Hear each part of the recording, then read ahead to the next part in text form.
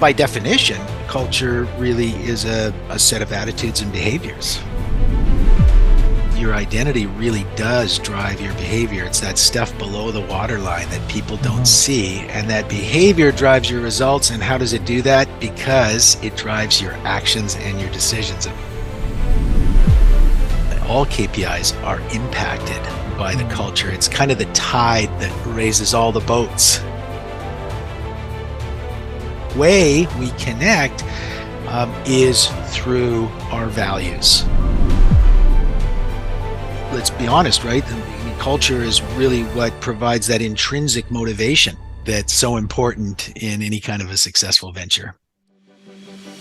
This is Professional Builder Secrets, the #1 podcast to help you grow your building company safely and securely. Brought to you by the Association of Professional Builders. Join us every week as we talk to industry experts and your fellow professional builders on everything you need to know to generate more leads, more sales, and higher margins while improving the building experience for your clients. Hello, and welcome to the Professional Builder Secrets podcast, a podcast by the Association of Professional Builders for building company owners, general managers, VPs, and emerging leaders. Here we discuss all things running a professional building company, from sales processes, financials, operations, and marketing. We have another exciting episode from the Professional Builder Secrets podcast. Joining us today is Clint Best, Executive Coach for the Association of Professional Builders. And I also want to add, Clint, you've won the award for Coach of the Year 2 years in a row. Congrats, man, and welcome back. Oh, thank you, Bosco. It's a pleasure to be here. And thank you, for the kind gesture there. It's humbling because we got a pretty good team, and the coaches are... we're not competitive in the sense that you might think, but of course, we're always trying to get better and put forth our best efforts. So, hey, it's always nice to be acknowledged, right? That'll work every time. Well, look, I've had the good fortune of interviewing some of your clients as well. I've had 3 Canadians, I think, on the show, and they all rave about working with you as well. So I look forward to many more acknowledgements as this journey continues. But let's start off with something that is very dear to most of us, I would say most Canadians as well, and that's setting a company culture or building a company culture. And I love this topic. One of my mentors wrote a book called Unleash Culture, and really changed my path. I came to Canada as an immigrant, and he was my boss at the time, and he built this amazing culture of recognition, and I ended up following him over the years, and we ended up doing business. So culture is something that's very dear to me. I wrote a script that I ended up performing on a TED Talk as well about finding purpose in life, and it was all about finding the right culture. I know it means a lot to me, but for you, what does company culture look like, and why is it so important? Yeah, no, it's also a topic that's near and dear to me. I mean, I've been around in business and in life long enough to know the importance of culture and the idea that, really, by definition, a culture really is a set of attitudes and behaviors, right? And when you really think about attitudes and behaviors, it's what drives behavior is what drives our results. And when we think of culture, in different contexts, for instance, think about an Italian culture versus a French culture. It summons up an image, it summons up feelings, you can sort of picture the behaviors. We've learned it through cinema, we've learned it through many, many ways. The languages are different, the routines and the habits and the thinking, and even the emotion can be different. So it's really a huge topic. But when we boil it down into the business context, we think of it as our vision, where are we going, our mission, what are we doing, who are we doing for, how are we doing it, and our values, right? Our core values. How do we need to behave in order to reach our goals? Yeah, it's almost like the fabric of a brand identity or a company identity, really, in so many ways, right? So it is. I think identity is a very good word to use because your identity really does drive your behavior. It's that stuff below the waterline that people don't see, and that behavior drives your results. And how does it do that? Because it drives your actions and your decisions. And I'm sure we'll touch on that as we go. Yeah. We always end up going in different directions with our conversations. But listen, let's start off with what are some of the consequences of not creating your own company culture or strong company culture, where does it impact you negatively or in a way that could harm the company? Yeah, well, I think, at the end of the day, people need direction. And if they don't get direction, they're going to create their own direction, right? So the consequences of not sort of creating and defining your own culture, I think the first one is that somebody else will. When we think about the term hidden culture, that's what it is, right? I mean, there's sort of, so oftentimes there's a written culture, right? And there's a hidden culture. And the reason the hidden culture shows up more is because the written culture is not being sort of energized or kept alive or used effectively or actively. So, and typically the hidden culture is not good, right? Usually the source of a lot of frustration. There's this story, if you'll humor me for a minute, a hound dog sitting on a porch beside a man, and a guy drives up and comes out, and he's walks up to the porch, and the hound dog's just howling, right? Just howling and moaning. As the man approaches the porch, he looks at the man sitting in a rocking chair beside the hound dog and sort of bewildered. And he says, what's wrong with your dog? And he says, he's in pain. And the guy says, well, why is he in pain? He says, he's sitting on a nail, right? The hound dog's howling in the background. And the guy says, well, why doesn't he get off? And I looks at him, he says, yeah, I suppose it doesn't hurt enough yet. Right. Right. So, a lot of people are familiar with that story, but oftentimes, like, there's lots of stuff that's going on in the company that it's painful or it's upsetting or it's distracting or it's, whatever. It's not working very well. And a lot of it can be solved by just defining your culture and putting some energy into that. Yeah. And look, I mean, it's one of those things that you've got to protect it. It's not something that you'll see the impacts right away. It's not a metric sometimes. It can be a metric, people look to retention, but at the end of the day, sometimes people sit on it and let it fester. And all of a sudden it gets bigger and bigger and bigger. And then the problem just, it hits you in a different direction. So look, I've got a question for you. If for the builders out there that are new or have probably not had to build a strong culture for a while, and now they had to because they've had new staff. Where do you start? If you don't have a culture, where do you even go? You talked a little bit about an articulated playbook in some ways, but where do you start? Well, obviously there are books on the subject. Simon Sinek's Start With Why comes to mind. But of course, in the first place, I would direct one of our clients, and certainly one of our private mentoring clients, is to the action plan that we have in the system, which breaks it down very nicely and also talks about how it applies to different areas of the business. And as it happens, I'll be updating that one and sort of refreshing it and breathing some new life into it in a couple of months. So look for that. But, I think my best advice is keep it simple at first, right? And don't complicate it. It's really not that complicated. It's really, start with something simple and then let it evolve. Yeah, that makes sense. Correct me if I'm wrong. I did see in the post that APB was voted actually one of those top culture accolades. That actually won a fun place and a great place to work at, if I'm not mistaken, as well.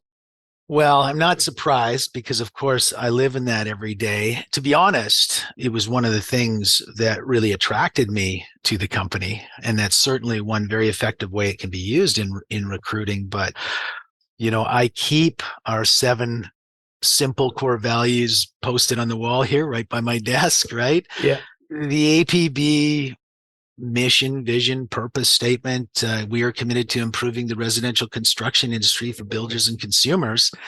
Again, I've got it on my wall, right? It's what gets me going in the morning, right? It's what gets me out of bed on those cold winter mornings when I'd rather not.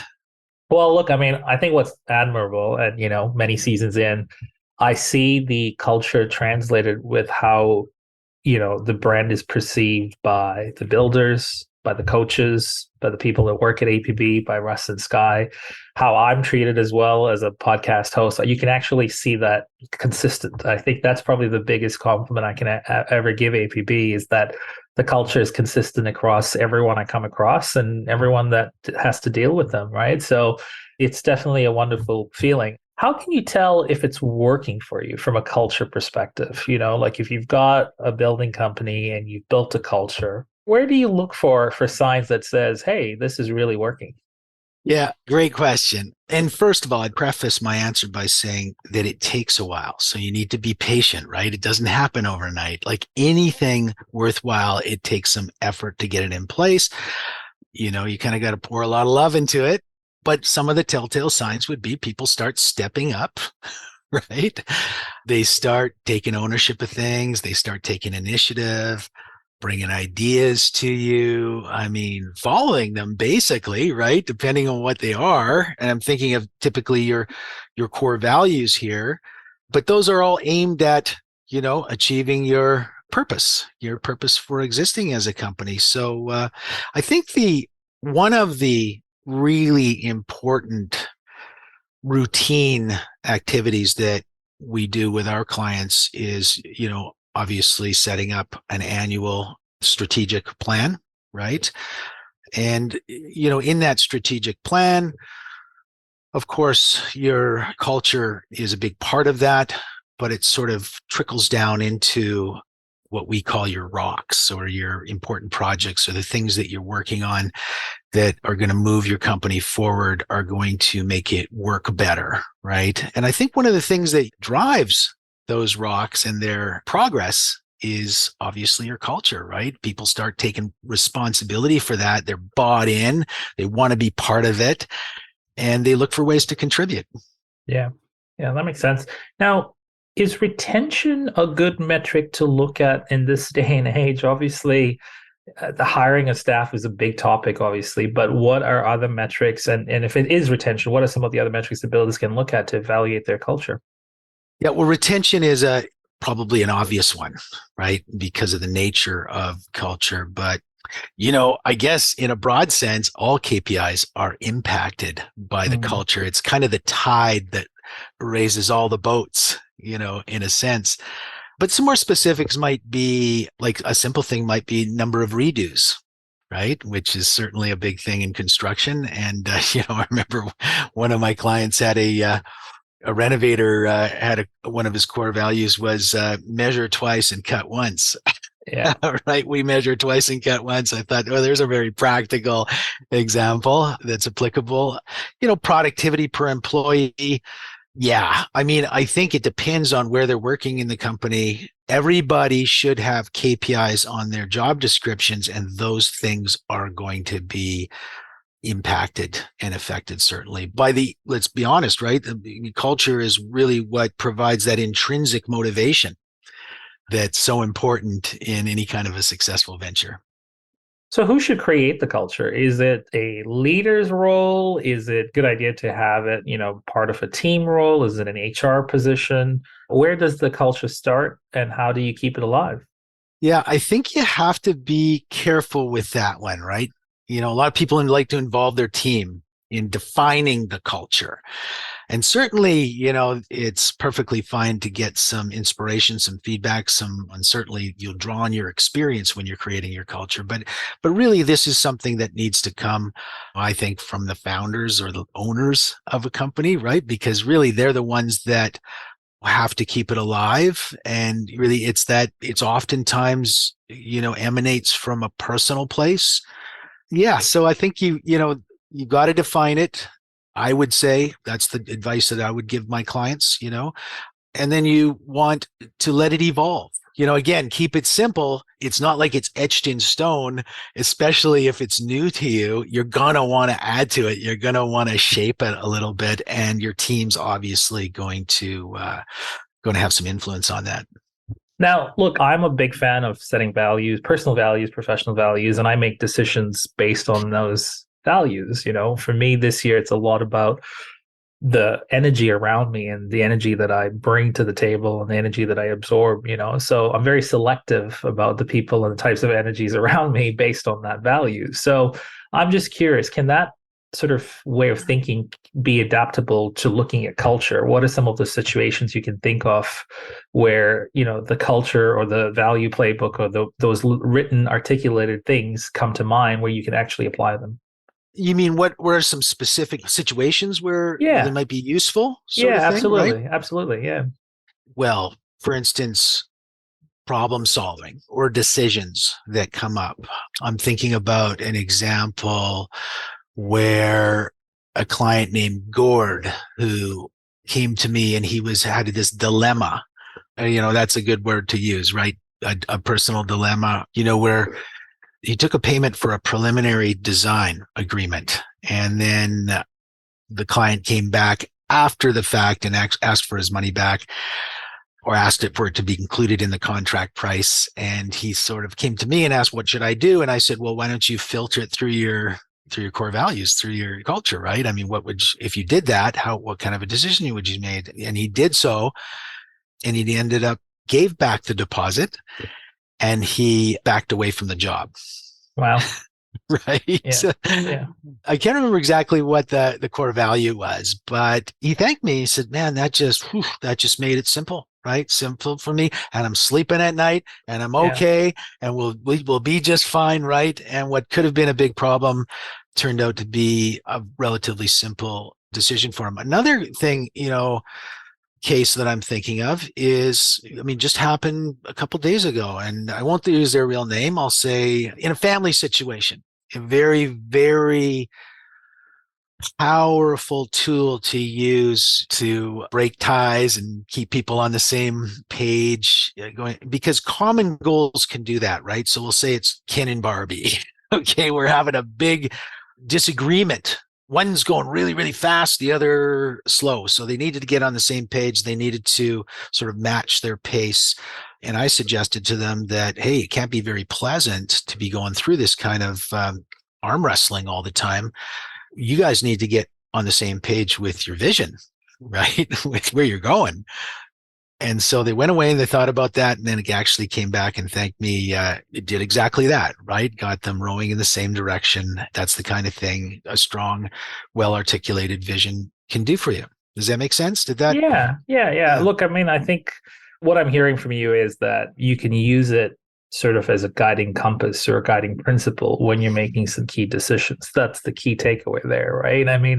It goes back to my time in my 20s when I was a young buck, as they say. And I had a boss that hired me, and I said to him, look, you've had 15 other people that applied for this gig, and they're very skilled. And he said, yes, but he said, you can hire on skill and you can hire on character. At the end of the day, this role requires character. And if there's no room for me to work with that, then I can't hire the right person. So, it was an interesting concept at that point, but it resonated with me because sometimes you apply the values to make those tough decisions. And speaking of tough decisions, can culture allow you or help you solve problems or make those hard decisions?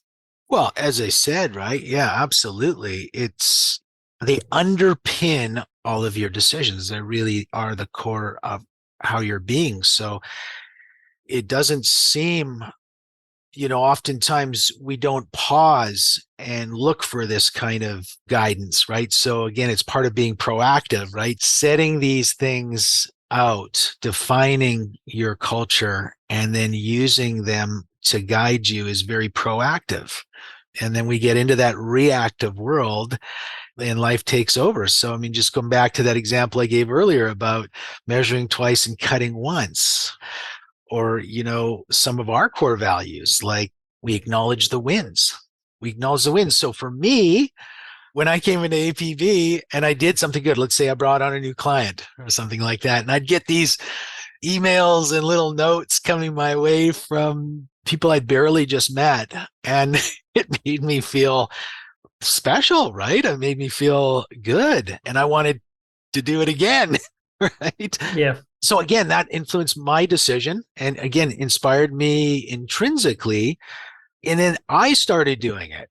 I made the decision to start acknowledging other people for their wins and pointing out when I saw somebody else doing something well or right. Another one of our core values is we don't take things personally, right? So again, how is that not going to affect my decisions, right? I'm going to, when something happens and I get triggered by something somebody says or doesn't say or whatever it is, or a situation or a circumstance, I am going to filter my response through those core values and that's one of the things I'm not going to do is take it Right. personally. And it's important to have those kind of reminders, right?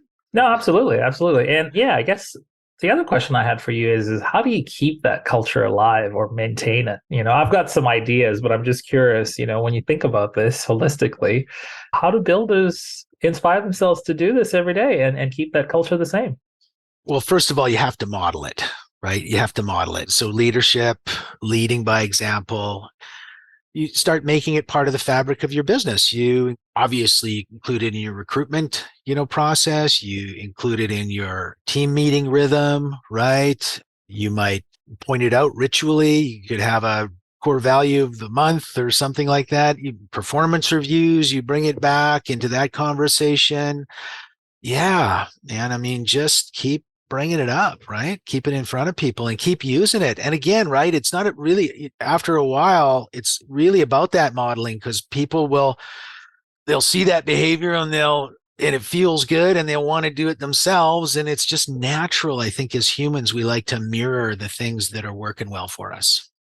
So if you had to break it down, what are some of the main components of setting the culture right? What are the things that you're looking at? You talked a lot about values and a purpose, I guess, or a vision, but what are some of the key components that go into it? Well, yeah. So I guess when you break down culture itself, I mean, really two things, right? It's your purpose and your core values. And your purpose might be split up into your vision and your mission. And again, right, whatever works for you, it's not as important. You use these as guideposts. And I think that keeps it pretty simple. Why do we exist and how do we have to behave in order to achieve that? Right. If that makes sense. So it's not very complicated, but again, I can sort of think of its components. And there's also, something referred to as a BHAG or a big, hairy, audacious goal, which was, I think, made famous in the book Built to Last, right? And Good to Great. And in that book, they describe this as sort of like a mantra. And again, this comes back to keeping it alive in your company, a mantra that is meaningful and gets everybody going, sort of thing. So I'm not sure if I answered your question or if I got off track there, but No, you you you tell me. you got there. You got there. I mean, look, at the end of the day, I think you're right. I think the purpose and values is a strong place to start. I also find, the thing that for me today, I think, is you find culture with similar alignment. I think that's what builds strong cultures is people with similar values, people with similar belief sets. And even if you don't have the same beliefs, coming together, you're not always going to agree, but coming together in a respectful way and working together and putting your differences aside, those are all things that keep that key component of culture alive. And also as part of that fabric is people, right? And I Well, think that alignment is key. yeah, absolutely. And it reminds me of that rapport, right? When you're rapport building, it's really about finding some common ground, right? And Yeah. if you can find some common ground in your culture, well, you can build on that, right? And it Yeah. will be more important than your differences. And again, right, when you talk about attracting good people into the company, which is so important these days, and I think this is Yeah. where it's really underutilized, Bosco, is use it in your recruitment process. What are you inviting people into? Why would I care, right? It's much like marketing in that way, right? And use it in your marketing. So absolutely, because you'll track like attracts like. It's a natural law and it'll work in business. Now, on the flip side, what gets in the way of defining your own culture? I mean, for the critics out there, they go, yeah, there's a lot more to this than just culture. What do you think gets in the way of defining that culture? I had a coaching session today with a gentleman named Jason, and Jason is in North Carolina. He was actually the subject of my win story last month. We do a win story every month, each of Yeah. us coaches. And in his particular case, he had doubled his revenue last year.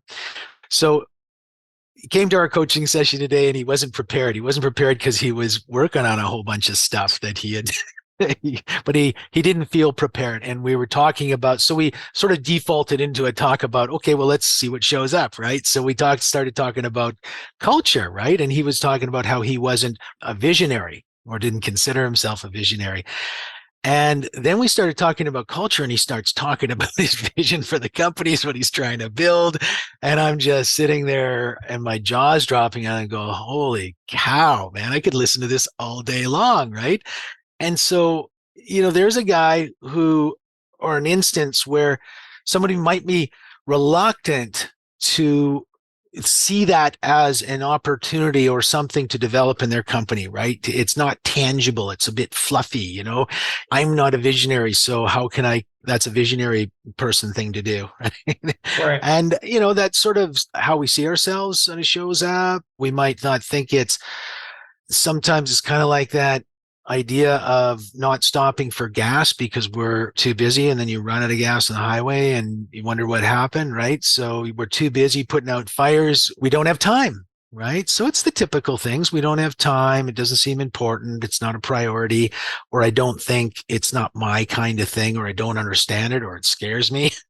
Yeah. Yeah. So hopefully, after listening to this, that won't be the case. But I mean, does that make sense? Because can Yeah. you And it also talks about, sometimes the power of doubt, right? Like here's a client that doubts that he's a visionary, and then all of a sudden you just ask him these questions and, you sort of pouring identify, out? yeah, he just pours out all of his vision, right? So for me, that's a great example. How does culture work as a strategic differentiator, when it comes to business as well? Let's look at this from a customer perspective or an experience. I did an interview with Andy once, and he talked about the building experience is an experience that you're creating for your clients. So I'm assuming culture plays a role there, but in your opinion, how does it work as a strategic differentiator? Well, absolutely. So, if you're well niched or niche, depending on where you come from, so you start defining, your specialty and pulling together your other marketing messaging, which you typically display on your website and through your marketing assets. I mean, all of that needs to, sort of emulate your culture in a way, right? And part of that is defining, let's say, for instance, your unique selling proposition or unique value proposition. So let's say the value proposition, right? That's going to appeal to some people and not to others, right? But you need to define that. You need to put it out there. You can't be everything to everyone. So what you value as a builder will show up in those kinds of choices, and then will attract a certain type of customer. And the better you can do that, and the more you can amplify that through your advertising, the more those people you're going to be exposed to, and the more of them you're going to attract. So again, it's no different than attracting the right employees. It's all about fit, right? Yeah. And the thing about fit is people are looking for a place to fit in. It's natural. It's part of who we are, right? I mean, and they're also looking for a place to stand out, right? So that's the other side of that coin. So people want to connect. And the way we connect is through our values. Yeah. And is it etched in stone, or does it evolve over time? I'm just curious. I'm in the mind that you've got to sort of have a look at them and reflect on them every year and, see if they're still the same. But does the values and the purpose, can that evolve over time? It can. It usually doesn't involve that much. It depends where you're starting from, Yeah. right? And how clear you are on the concept when you start. And, if you get clearer on it and you realize that, oh, okay, I should, really meant to do this. Yeah, obviously you would change it, right? So don't change it just for the sake of changing it. Some people, the kind of creative people out there, like to change things too much, and then the more grounded people like to, or anchored people, for instance, would go the other way. But I'm going to say that in my experience, it typically doesn't change too much, but it's okay if it does, right? Nothing is etched in stone. Right, right. Now, what are some of the trends that you're seeing in the building companies around company culture? Like with some of your clients, and I've had the great fortune of talking to some of your clients as well. And, they all seem to have very strong cultures as well. What are some of the trends that you're seeing, or we are going to expect to see in the market in the years to come around culture? Well, I suppose, different sorts of movements that are happening out there. The green movement sort of comes to mind, right? Environmentally friendly, those certainly relate to cultures. Diversity in the workplace, sort of comes to mind as well. I mean, can you think of any when I put those out there? Yeah, no, yeah, I think those are really good ones. I think one movement, or I wouldn't say movement, but women in leadership is a big one right now too, right? I mean, and especially in the construction industry as well. Like it could have been notion that the industry was more male dominant, but what's really for me really refreshing to see is when I do these podcast interviews and the husband and wife family show up as guests, or the wife plays a critical role, whether it's the financials or the accounting. So it's really cool to see the industry have a different outlook. It's been great to see so many different builder stories. But for me, what always puts a smile on my face is when the builder says to me, my wife's going to be joining me on the call and we're going to talk about how we built our business together. That's always a cool story. And you know that there's a lot of sacrifice that's put on the table. It's a great point, Bosco. And again, it brings me back to that idea of strategy, right? Strategy versus tactic. And when these sorts of decisions are in front of you, or these sorts of choices are in front of you, it really forces us to ask ourselves, what do I stand for? What's my cause? And how does this contribute to my cause? And whatever that is, right? Because it's going to be different for different people. Those are strategic decisions.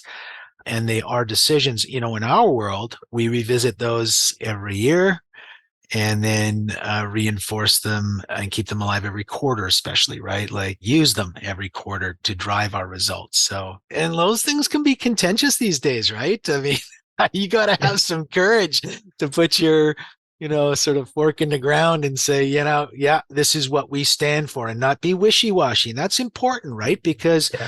You're making a decision, as we said, that's going to be a major factor in who and what you're attracting to your business.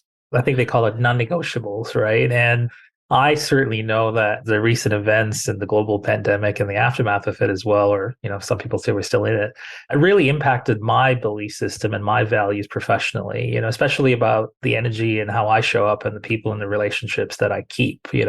I'd be the first to say no to something that doesn't serve my energy, and I'd be the first to embrace it if it's conducive. But from a culture perspective, how did the global pandemic impact building culture, building company cultures around the world? Because they seem to be some non-negotiables that showed up from people going, enough's enough.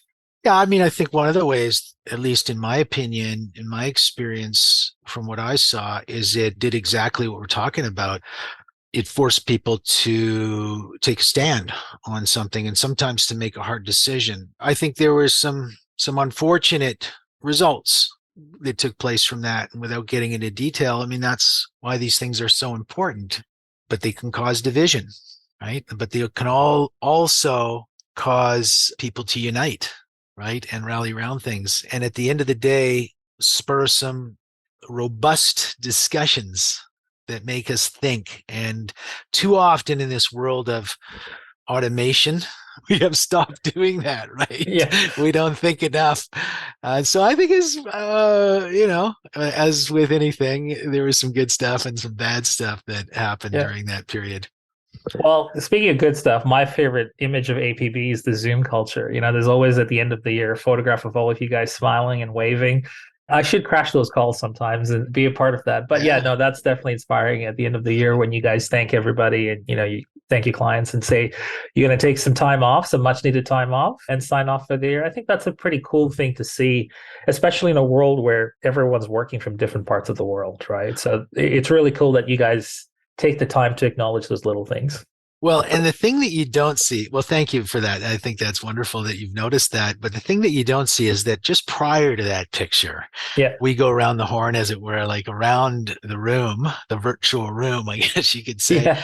And everybody, we share some personal wins, and that's extremely bonding, Yeah. right, for all of us. So Yeah.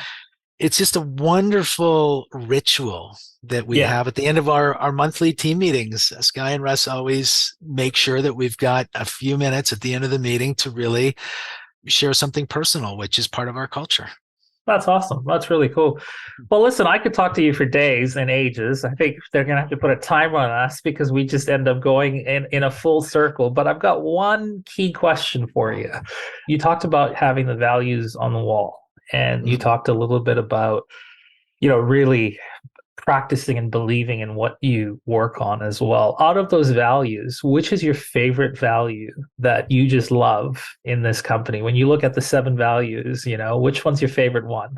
I like the one, I think there's a value about check your facts or research. Correct me if I'm wrong. There's one around checking or validating things. Is that correct? Yeah. There's a couple. It's sort of, we never make assumptions. Yes, We that's the ask one. more questions, That's the one. I right? love that one. Yeah. Which I've fallen victim to a few times, right? But that's what these are about, right? It's not Yeah. about getting knocked down; it's about getting back up, right? Resiliency, right? Yeah. So, it's not about being perfect; it's about being reminded. That's what guideposts are for.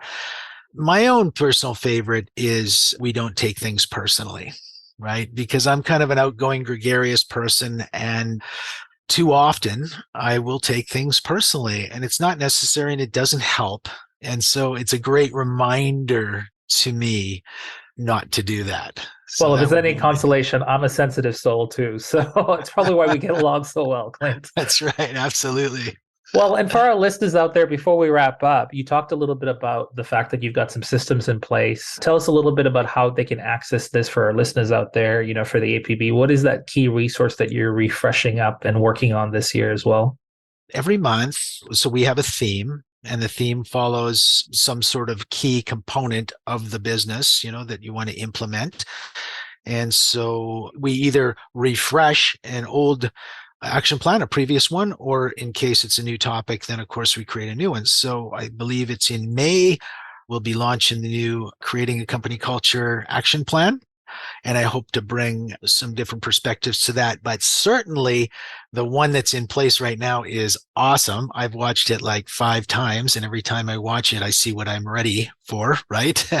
And those, of course, are for members. Members are in the members portal on the site. Awesome. Awesome. Well, I always enjoy our chats, and I look forward to many more as well. I want to wish you well. Thank you for being here. And what do you say about doing 3 Coaches of the Year awards in a row? Is that possible? Or Well, as a leader, I always make my best efforts. So, I'll be putting that out there, but I know the other guys have also made the same claim. So it'll be fun to see where it lands, but wherever it lands, I'm sure it'll land in the right place. So if that's what's me, I'll be happy with that. well, thanks for being here, my man. We really appreciate your insights as always. Thanks, Bosco. Absolute pleasure. Thanks again. Cheers. Thank you for listening. Remember to subscribe to Professional Builder Secrets on your favorite podcast platform and leave a review. To learn more about how the systems at the Association of Professional Builders can help you grow your building company, visit associationofprofessionalbuilders.com. See you next time.